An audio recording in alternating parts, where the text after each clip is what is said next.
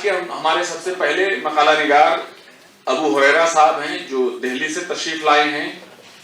बहुत अच्छे इंसान हैं। पिछले 3 दिनों से हुस्न अखलाक और हुस्न खूबी और इखलाकी जौहर या इखलाकी सिफात के साथ हम लोगों से मिलते रहे हैं। मैं उनसे गुजारिश करता हूं कि वो आए और अपना पेपर राही मासूम रजा की भोजपुरी उर्दू पर अपना पेपर पेश करें। हज़रीन आदाब, अस्सलाम वालेकुम। उर्दू और हिंदी में राही मासूम रजा की मकबूलियत उनके मखसूस लबो लहजे और अवामी मौज़ूआत के साथ साथ उनके नावलों की मखसूस ज़ुबान की वजह से भी है।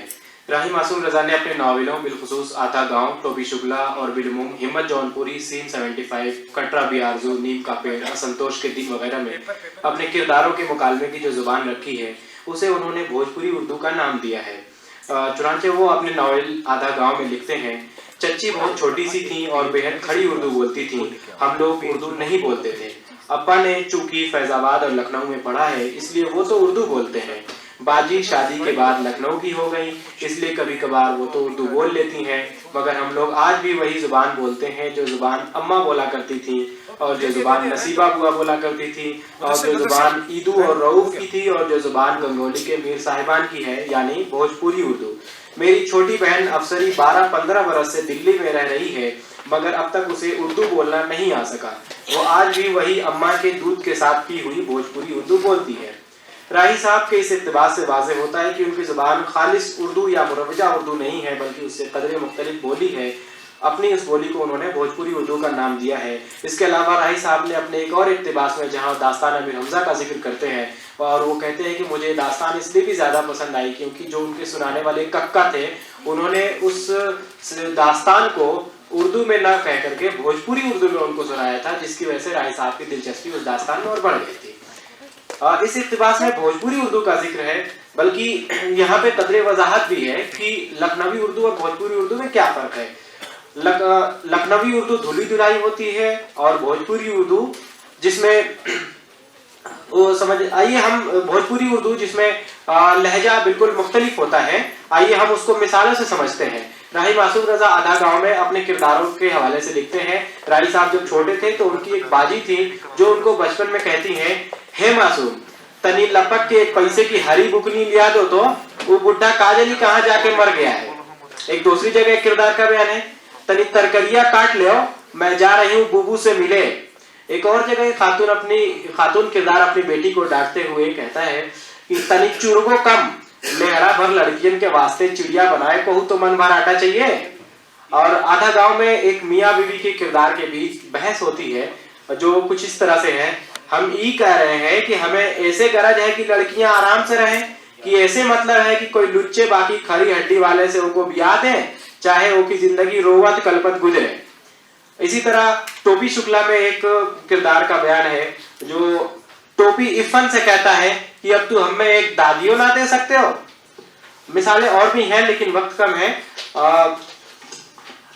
राही साहब ने भोजपुरी उर्दू और आम उर्दू यानी लखनवी उर्दू या दहलवी उर्दू में फर्क करने के लिए एक और मिसाल अपने 2 किरदारों से दी है, जहां पे नावल का एक किरदार है फुन्नंदा।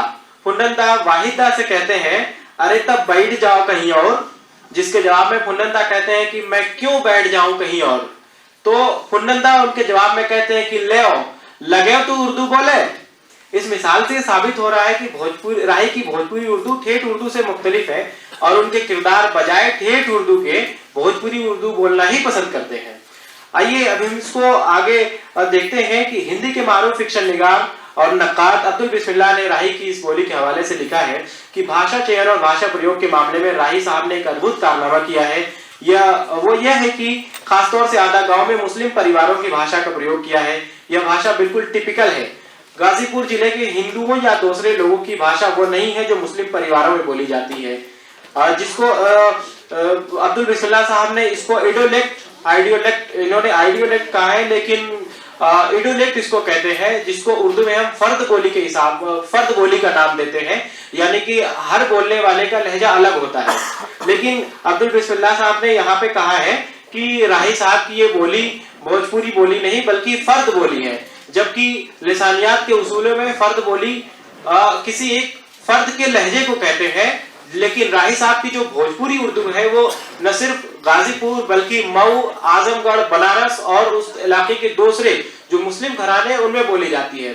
और यहाँ पे अब्दुल बिस्मिल्लाह ने एक और उनको गलतफहमी हुई है, वो ये है कि राही साहब ने कहा है कि सारे मुसलमान ये भोजपुरी उर्दू बोलते हैं, लेकिन जो देवरिया, गोरखपुर, मऊ, बलिया, आजमगढ़ के इलाके के हैं वहां देहातों में आज भी हिंदू और मुसलमानों दोनों की जुबान बिल्कुल ठेठ भोजपुरी है देहातों में। तो ये जुबान बेसिकली शहरी और गांव के जो जुबान है उसका फर्क है। और अगर हम दूसरे को इस तरह से देख सकते हैं, दूसरी एक और मिसाल ले सकते हैं, हायरार्की ऑफ लैंग्वेज के हिसाब से भी हम देख सकते हैं कि जो समाज का अलग तबका होता है वो अपनी जुबान आम लोगों की जुबान से अलग रखता है। जैसे आज भी हम देखते हैं कि जो आला तबका है वो उसकी जुबान, घरों में इस्तेमाल होने वाली जुबान वो अंग्रेजी है। अब खुलासा यह है कि राही की भोजपुरी उर्दू को हमें उसी सियाक और मफहूम में देखना चाहिए जिसमें राही साहब ने उसे इस्तेमाल किया है, बजाय इसके कि हम उसे कोई और नाम देकर किसी और जुबान का हिस्सा करार दें, क्योंकि भोजपुरी अपने आप में तहजीबी और सकाफती तौर पर बहुत रिच जुबान है और उसकी भी कई अक़साम हैं जिन्हें डॉक्टर फजल इमाम ने अपनी किताब भोजपुरी अदब का तारुफ में शुमार कराया है। इसकी तफसील की गुंजाइश यहाँ नहीं है। सामीन, बहुत बहुत शुक्रिया। नमस्कार। मुबारकबाद के मुस्तहिक हैं कि आपने वक्त की पाबंदी